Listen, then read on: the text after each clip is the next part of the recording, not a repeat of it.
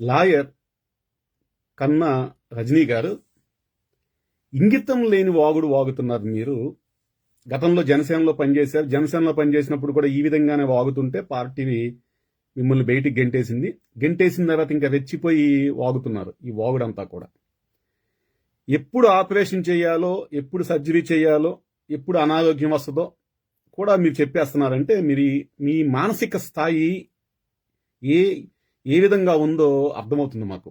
దయచేసి మీరు వెంటనే మంచి మానసిక వైద్యుని సంప్రదించి వైద్యం తీసుకోండి. మీకు ఒక భయంకరమైన మానసిక రోగం సోకింది. ఆ మానసిక రోగం ఏంటంటే పబ్లిసిటీ పిచ్చి. ఎంతసేపు మీడియాలో కనపడాలి, టీవీ ఛానల్లో కూర్చోవాలి, సోషల్ మీడియాలో కనపడిపోవాలి, ఏదో ఒక వీడియో పెట్టేసేయాలి, ఏదో ఒకటి వాగేసేయాలి. అది కూడా ఎవరి మీద? పవన్ కళ్యాణ్ గారి మీద వాగేస్తే జన సైనికుల నుండి పవన్ కళ్యాణ్ గారి అభిమానులు స్పందన వస్తుంది. వాళ్ళు కామెంట్లు పెడతారు, మళ్ళీ దాని కౌంటర్ వీడియోలు పెడతారు, పాపులారిటీ వచ్చేస్తుంది అని ఒక రకమైన మానసిక రోగంతో బాధపడుతున్నారని మాకు స్పష్టంగా అర్థమవుతుంది. దయచేసి మీరు వెంటనే వైద్యం తీసుకోండి. రజనీ గారు, ఆపరేషన్ గురించి అన్నావు కదా, శీతాకాలంలోనే చేస్తారు సైనస్ అని చెప్పేసి ఒక స్టేట్మెంట్ ఇచ్చావు ఒక డాక్టర్ గారి లాగా. ఇక్కడ సైనస్ అనేది ఏంటంటే అది వస్తుంది పోతూ ఉంటుంది, అందరికీ ఉంటుంది. కొంతమందికి ఎక్కువగా ఉంటుంది, కొంతమంది తక్కువగా ఉంటుంది. కొంతమందికి శీతాకాలంలో బయటపడుతుంది, కొంతమంది వర్షాకాలంలో వస్తుంది. రకరకాలుగా ఉంటుంది మనుషులను బట్టి, వాళ్ళ ఆరోగ్యాన్ని బట్టి కూడా. సైనస్ కన్నా ముందు దానికి మూలం ఏంటంటే ముక్కులో కండ పెరిగిపోవడము, గాలి మనం సరిగ్గా పీల్చలేకపోవడం వల్ల సైనస్ అనేది ఏంటంటే క్లియర్ కాకుండా ఇక్కడ మనకు సైనస్ గ్రంథులు అంటారు, వాటిలో పెరిగిపోవడము. ఈ కళ్ళ కింద ఇక్కడ అనుకుంటా, కళ్ళ కింద ఉంటాయి, ఇక్కడ ఉంటాయి, మొత్తానికి ఉంటాయి. వాటిల్లో పెరిగిపోవడము, ఆ పెరిగిపోయినప్పుడు శ్వాసకు ఇబ్బంది కలగడము, ఇవన్నీ జరుగుతూ ఉంటాయి. ఈ జరిగిన క్రమంలో ఆ ముక్కులో కండ ఏదైతే పెరిగిపోయిందో, ఎక్కువైపోయిందో, అప్పుడు డాక్టర్ గారు ఆపరేషన్ చెయ్యాలని చెప్తారు. ఆపరేషన్ చేస్తారు కూడా.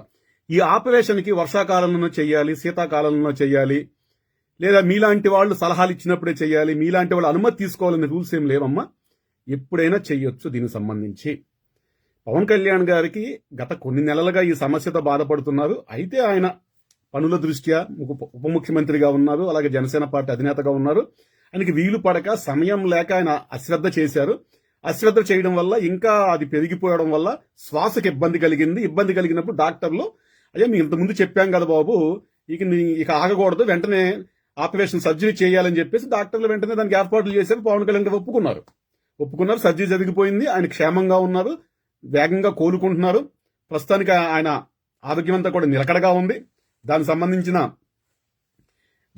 డాక్టర్లు కూడా స్పష్టంగా చెప్పడం జరిగింది. అలాగే పార్టీ కూడా స్పష్టంగా చెప్పడం జరిగింది, పవన్ కళ్యాణ్ గారికి ఆరోగ్యం మెరుగ్గా ఉందని చెప్పేసి.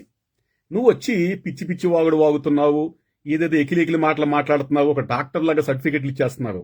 ముందు నీ లాయర్ గురించి చూసుకో రజనీ. జనాలు ఎంతో మంది బాధపడుతున్నారు. నీకు డబ్బులు ఇచ్చి కేసులు వాదించట్లేదంట, కౌంటర్లు ఫైల్ చేయట్లేదంట, కోర్టుకి వెళ్ళడం లేదంట, నీ అసిస్టెంట్లు ఎవడో కనపడటం లేదంట, అసలు నీ ఆఫీస్ ఎక్కడుందో ఎవడో తెలియదంట. ఇవన్నీ కూడా చూసుకో, ఫోన్లు ఎత్తవంట. కనీసం ఆ క్లయింట్లు ఎవరైతే ఉన్నారో నీ కేసులు ఇచ్చారో వాళ్ళ ఫోన్లను నువ్వు ఎత్తాలి కదా, ఫోన్లు ఎత్తి మాట్లాడాలి కదా. మాట్లాడకుండా ఫోన్లు కట్ చేయడము, ఫోన్లు స్విచ్ ఆఫ్ లో పెట్టుకోవడము, 2-3 ఫోన్లు మెయింటైన్ చేయడము. ఏంది రజనీ గారు ఇదంతా కూడా? ముందు వాళ్ళ బాధితులను ఆదుకోండి, లేకపోతే వాళ్ళంతా సోషల్ మీడియా వేదికగా వచ్చి మీ మీద పడతారు, మళ్ళీ ఉన్న పరువు కూడా పోద్ది. అది కాకుండా ఈవిడికి మాట్లాడాలంటే ముందు ఫోన్ పే చేయాలంట. కనీసం మేడం గారు కేసు ఇదని చెప్పడానికి కూడా, నోటి మాట చెప్పడానికి కూడా ఫోన్ పే చేసిన తర్వాత వాట్సాప్ లో స్క్రీన్ షాట్ పెడితే అప్పుడు మేడం గారు ఫోన్ ఎత్తాడు, చెప్పండి మీ కేసు ఏంటని చెప్పేసి. ఎక్కడైనా కూడా ఏ లాయర్ అయినా కూడా ముందు కేసు ఏంటని కనుక్కున్న తర్వాత దానికి సంబంధించి, అమ్మా ఈ కేసు సంబంధించి మీకు ఇంత డబ్బులు అవుతాయి, ఇంతకాల వ్యవధి పడుతుంది, ఈ విధంగా కేసు ముందుకెళ్తుంది, మీకు ఇష్టమైతే రండి అని చెప్పేసి చెప్తారు. మేడం గారికి అలా కాదు, ముందు చెప్పకముందే డబ్బు పడితేనే మాట్లాడతా అని చెప్పేసి డబ్బులు వసూలు చేసి ఆ డబ్బులు వేసిన తర్వాత వాళ్ళకి స్పందించకుండా, ఫోన్లు ఎత్తకుండా వాళ్ళ నంబర్స్ బ్లాక్ చేయడము, లేదా ఇవి ఫోన్ స్విచ్ ఆఫ్ చేసుకోవడము, ఇవన్నీ చేస్తుందని చెప్పేసి చాలా మంది కంప్లైంట్ చేస్తున్నారు. రజనీ గారు అవన్నీ చూసుకోండి అమ్మా, ముందు ఆ సంగతి చూసుకో. ఈ సోషల్ మీడియా పిచ్చిలో పడిపోయి ఏదో టీవీ ఛానల్లో కనపడుతున్నాం, యూట్యూబ్ లో కనపడుతున్నాం, ఫేస్బుక్ లో కనపడుతున్నాం, ఒక పిచ్చలో, ఒక మానసిక రోగంలో నువ్వు పడిపోయి ఆ మానసిక రోగంతో బతుకుతూ అటు వాళ్ళని ఇబ్బంది పెడుతున్నావు. పాపం చాలా మంది ఇబ్బంది పడుతున్నాం నీ వల్ల.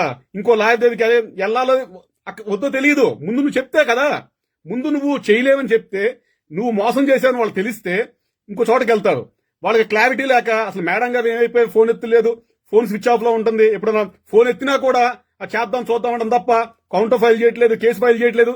ఇవన్నీ కూడా వాళ్ళు చాలా ఆందోళన ఉన్నారు. ముందు వెళ్ళి వాళ్ళని ఆదుకో, ముందు నీ బాధితులను ఆదుకో. ఇక ముగించే ముందు ఇంకోటి చెప్తాను. నాగరాజు గారి ఇంటర్వ్యూలో కళ్ళం నీళ్లు పెట్టి నేర్చావు, గుర్తుందా? ఎందుకు ఏడ్చావు?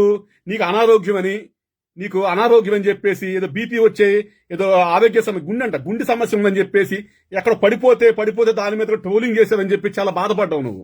అంటే నీకు అనారోగ్యంతో నువ్వు కళ్ళు తిరిగి పడిపోతే సోషల్ మీడియాలో ట్రోలింగ్ చేశారు, నువ్వు బాధపడ్డావు కదా. పవన్ కళ్యాణ్ గారు ఆసుపత్రికి వెళ్ళి సర్జరీ చేసుకున్నారు కదా, నువ్వు ఈ విధంగా మాట్లాడొచ్చా? నువ్వు కూడా అనుభవించావు కదా. మరి నువ్వు ఈ విధంగా ఎలా మాట్లాడుతున్నావు? నువ్వు ముందు నీ ఆరోగ్యాన్ని కూడా చూసుకో, కొంచెం నీ ఆరోగ్యాన్ని కూడా చూసుకో, నీ ఆరోగ్యం జాగ్రత్తగా చూసుకో. ఎందుకంటే మళ్ళీ పడిపోయావనుకో, అసలు గుండెకి సంబంధించి చాలా చాలా కీలకమైందనమాట. సడన్ గా ఆగిపోయినా చేసేదేం లేదు, మనిషే పోతాడు. ఏదో కాలు నొప్పో, ఏళ్ళు నొప్పో, మెడ నొప్పో, తొడ నొప్పో అంటే నొప్పి వస్తుంది, అమృతాంజని రాసుకుంటాం, లేకపోతే ఏదో సర్జరీ చేస్తారు, ఏదో కండరాలు ఏదో ఫిజియోథెరపీ అంటారు. దానికి కొద్దిగా ట్రీట్మెంట్ ఉంటుంది. అట్లీస్ట్ మనిషి చావడం, గుండె ఆగిపోతే ఏం లేదు, సడన్ గా పోతాడు అంతే. జాగ్రత్త చూసుకో, గుండెని కాపాడుకో అమ్మ తల్లి. నీ మూర్ఛ ఏదో ఉన్నట్టున్నది, ఆ మూర్ఛను కాపాడుకో, ఫిట్స్ ని కాపాడుకో, నీ బీపీని కాపాడుకో. అవన్నీ కూడా కంట్రోల్లో పెట్టుకుని ఉండు. సోషల్ మీడియా పిచ్చి వదిలేసే ముందు ఇది కూడి పెట్టదో, ఏమీ ఉండదు. నీకు అంతగా చేయాలనుకుంటే ఏదైనా రాజకీయ పార్టీ, జనసేన పార్టీలో చేరావు కదా, అక్కడి నుంచి తరిమేశారు. ఎందుకంటే పిచ్చగా వాగడం వల్ల. ఏదైనా రాజకీయ పార్టీలో చేరి ఆ పార్టీ సిద్ధాంతాలకు అనుగుణంగా, ఆ పార్టీ నిర్ణయాలకు అనుగుణంగా, ఆ పార్టీ నాయకులు చెప్పినట్టుగా నువ్వు పనిచేసుకుంటూ వెళ్తే ఏదైనా పదవి వచ్చింది పార్టీలో, ఆ పదవి ద్వారా ఏమైనా ప్రజలకు చేయగలవు. నువ్వేమైనా చేయాలనుకుంటే ఆ పదవి ద్వారా ప్రజలు చేయగలవు. ఆ విధంగా ఏదైనా ఒక రాజకీయ పార్టీలో చేరి ఆ పార్టీగా అనుగుణంగా మాట్లాడి వారు చెప్పినట్టుగా నడుచుకుంటూ ముందుకెళ్లి ఒక మంచి పదవి తెచ్చుకుని ప్రజలకు సేవ చేయి. ఎంతో కొంత చేయాలనుకుంటే అది చేయాల్సింది. ఇలా టీవీలో కనపడితేనో, సోషల్ మీడియాలో కనపడితేనో ఏమీ రాదు. ఇంకోటి చెప్తాను, ఆపరేషన్ గురించి నేనే ఎగ్జాంపుల్. నాకు ఇటువంటిది 2009లో వచ్చినప్పుడు ఈ ముక్కులో లోపల ఏదో ఒక డీవియేషన్ అంటే ఏదో మొత్తం జరిగింది, పక్కకి వెళ్ళిపోయింది మొత్తం అంతా కూడా. సైనస్ ఎక్కువైపోయినప్పుడు నాకు డాక్టర్ చెప్పారు సర్జరీ కావాలని చెప్పేసి, నేను వదిలేశాను. కానీ ఒక స్టేజ్కి వచ్చినప్పుడు ఏమైందంటే మొత్తం అంతా దుర్వాసన కారిపోతుంది. ఓకే, చీముడి కారినట్టుగా వాసన నేనే భరించలేకపోతున్నాను అనమాట. కంటిన్యూస్గా వస్తానే ఉంది. మళ్ళీ ఆసుపత్రికి వెళ్తే లేదు, నీకు సర్జరీ చేయాలన్నారు. అప్పటికప్పుడు నేను ఒకే ఒక వారంలో సెలవు తీసుకున్న ఆఫీసులో మొత్తం ఏర్పాట్లు చేసుకున్నాను. అది జరిగింది మే నెలలో. మండు టెండలో నాకు చేశారు సైనస్ సర్జరీ. నేనే ఎగ్జాంపుల్ దానికి. అందుకే నేనే వెళ్ళాను సర్జరీకి మే నెలలో 2009లో. నువ్వు ఈ పిచ్చ మాటలు ఆపేసేయి రజని, ఆపు. ఎదవ మాటలు, సొల్లు మాటలు.